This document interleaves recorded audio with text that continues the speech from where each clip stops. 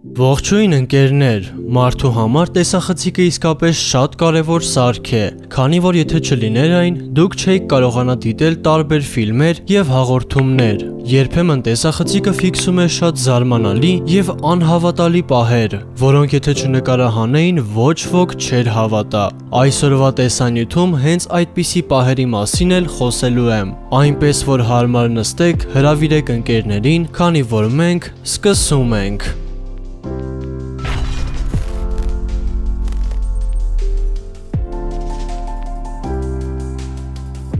Խաչափառների հարձակումը Երկիր մոլորակի առեղծվածային վայրերի մեջ մտնում է Զատկի կղզին, որի մասին շատ եք լսել իմ նախորդ տեսանյութերում։ Առաջին հերթին կղզին լցված է հսկայական արձաններով, որոնք մեզ հիշեցնում են ճանաչված Սմայլիկը, բայց այստեղ կա ևս մի զարմանալի երևույթ, որի մասին դժվար թե լսած լինեք։ Ամեն տարի մեկ անգամ բնությունը ապշեցնում է տեղի բնիկներին։ Առաջին անձրևից հետո կղզում գտնվող բոլոր խաչափառները դուրս են գալիս տերևների և քարերի տակից ու սկսում են այնպես պտտվել, ասես իրենցն է այդ տարածքը։ Ուշադիր նայեք այս զորքին։ Այստեղ ոչ 100, ոչ էլ 1000 հատ է, այլ ավելի քան 1 միլիոն խաչափառ։ Տեղի բնիկները պնդում են, որ այդ օրերին նրանց համար տնից դուրս գալը իրական սարսափ է, ու դա հասկանալի է, քանի որ քայլելու տեղ չի մնում։ Իրականում վախենալու ոչինչ չկա, քանի որ նրանք դուրս չեն գալիս որսի ետևից։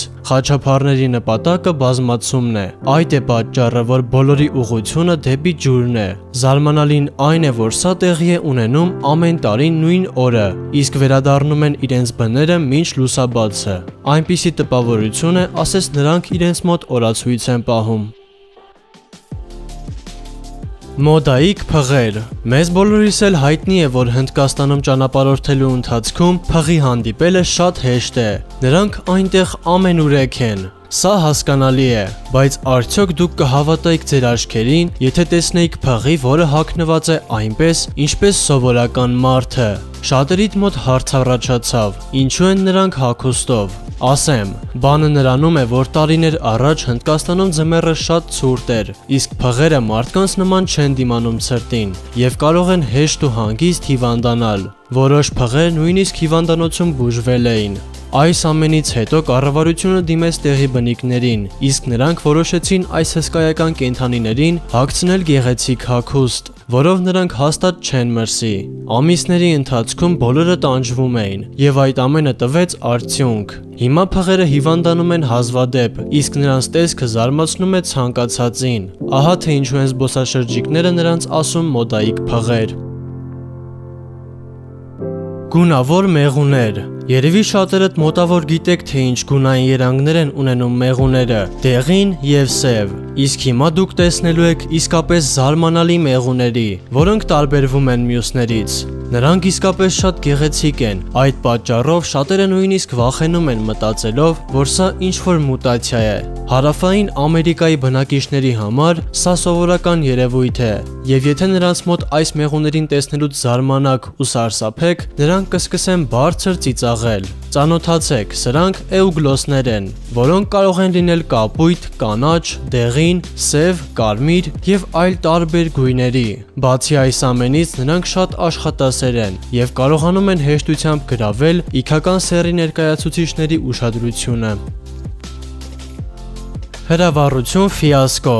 Հաստատ գիտեմ, որ ձեզանից շատերը հրավառությունների գեղեցկությունը գոնե մեկ անգամ տեսել են։ Ասեք, որ դա շատ գեղեցիկ է։ Թե երեխաները և թե մեծահասակները մինչ օրս էլ շարունակում են սիրել դա։ Սան Դիեգոյում բնակվող մարդիկ կարողացել էին տեսնել իրական հրաշք։ Ամեն տարի հուլիսի 4-ին ավելի քան կես միլիոն մարդ գնում է ծովափ, որպեսզի տեսնի գեղեցիկ հրավառությունը։ 2012 թվականին այստեղ պետք է լիներ մասշտաբային հրավառություն, որը տարբերվելու էր մյուսներից և տևելու էր մոտ 20 րոպե։ Աստղեր, ձկներ, անոններ, տարբեր գույներ, այս ամենը պետք է լիներ հենց այդ օրը, բայց տեղի ունեցավ մեկ այլ հրաշք։ Երբ արդեն ամեն ինչ պատրաստ էր սկիզբ տալու համար, համակարգչային ծրագրում սխալ գտնվեց, և հազարավոր պայթուցիկ սարքերը ակտիվացան միասին, ու տեղի ունեցավ մեծ հրավառություն։ Պլանավորած 18-ից 20 րոպեի տեղը մարդիկ ստացան 30 վայրկյան,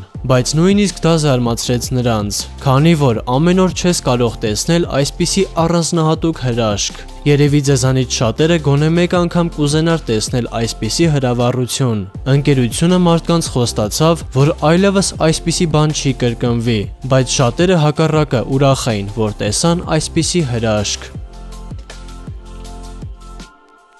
Դելֆինները շտապում են։ Երևի շատերդ եք լսել, որ դելֆինները ամենախելացի կենդանատեսակներն են, ասեմ, որ դա իսկապես այդպես է։ Նրանք տարբեր հնարքները ընկալում են չափից շատ արագ, ինչպես նաև սովորել են մարդուց օգուտ ստանալ։ Որոշ տեսանյութերում նկատած կլինեք, որ դելֆինները հետևում են տարբեր նավերի։ Հիմա կասեմ, թե ինչու։ Պարզվում է, որ նավի ետևից լողալու ընթացքում նրանք շատ չեն հոգնում, քանի որ նավի շարժիչից դուրս եկած ալիքները հպվում են նրանց։ Օրերից մի օր կապիտանը նկատեց, որ իր կողքով լողում են դելֆիններ։ Նա մտածեց, որ սա կվերջանա, բայց րոպեներ հետո Դեյվը ուղղակի չէր հավատում իր աչքերին։ Նավի կողքով լողում էր ավելի քան 300 դելֆին։ Այնպիսի տպավորություն էր, ասես ինչ-որ մեկը ընկած էր նրանց ետևից։ Դելֆիններ վարժեցնողները ասում են, որ այսպիսի պահեր հազվադեպ կարելի է տեսնել, իսկ նրանք շտապում էին կամ ինչ-որ սնունդի ետևից, կամ էլ փախչում էին գիշատիչից։ Հուսով լինենք, որ խելացի դելֆինները կարողացան հասնել իրենց նպատակին։